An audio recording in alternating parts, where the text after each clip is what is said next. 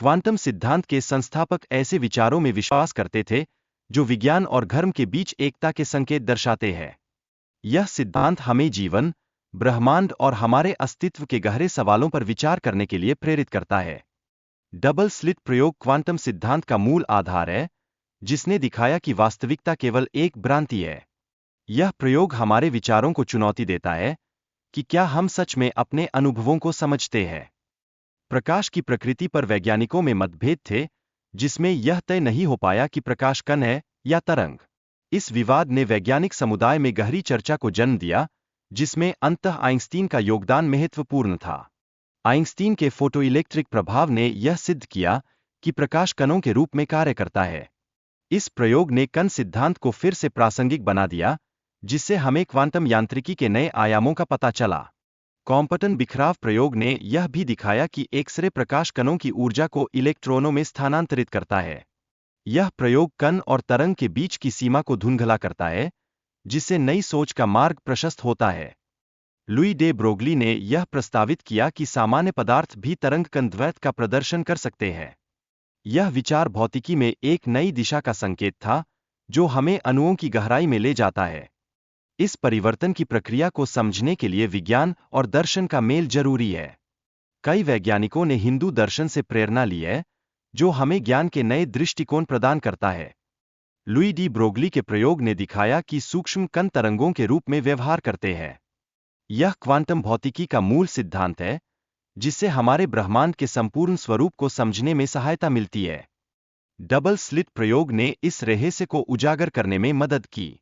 मापने की क्रिया कणों को वास्तविकता में बदलने का कारण बनती है, जो हमें वास्तविकता और अवास्तविकता के बीच के सीमारेखा पर सोचने पर मजबूर करती है। आइंस्टीन ने क्वांटम यांत्रिकी के विचारों पर सवाल उठाए थे। उन्होंने कहा था कि क्या चांद वास्तव में नहीं है, जब हम उसे नहीं देख रहे हैं? यह विचार हमारे ज्ञान के दायरे को चुनौती देता है। आधुनिक तकनीक ने हमें क्वांटम यांत्रिकी को बेहतर समझने का अवसर दिया है।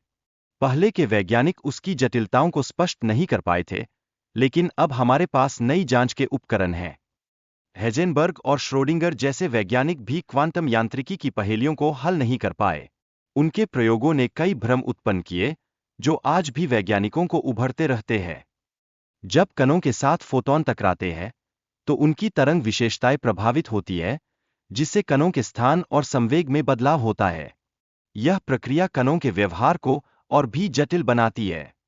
क्वांटम डेकोहेरेंस एक ऐसी स्थिति को वर्णित करता है, जिसमें विभिन्न कणों के तरंग कार्य फंक्शन एक दूसरे से असामान्य हो जाते हैं।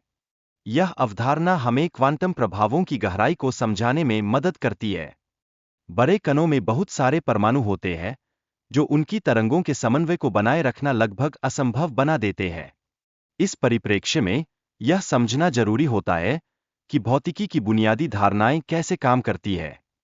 यदि सभी परमाणुओं की तरंग कार्यप्रणाली एक साथ लाई जाए, तो एक टेनिस बॉल तरंग गुण प्रदर्शित कर सकती है। यह सिद्धांत वैज्ञानिकों द्वारा अध्ययन किया गया है और इसे समझने में कड़ी मेहनत की गई है। क्वांटम और शास्त्रीय दुनिया के बीच की सीमाएं हैं, जो इन दोनों को अलग करती है। ये सीमाएं हमें क्वांटम दुनिया की वास्तविकता को समझने में मदद करती है, जिससे हमारे विश्वदृष्टि में विस्तार होता है। क्वांटम डेकोहेरेंस का प्रयोग करके वैज्ञानिकों ने कुछ अणुओं के बीच तरंग कार्यप्रणाली के परिवर्तन का परीक्षण किया है। यह प्रक्रिया अद्भुत और विचारणीय है, जो हमें नए यथार्थों की खोज में प्रेरित करती है।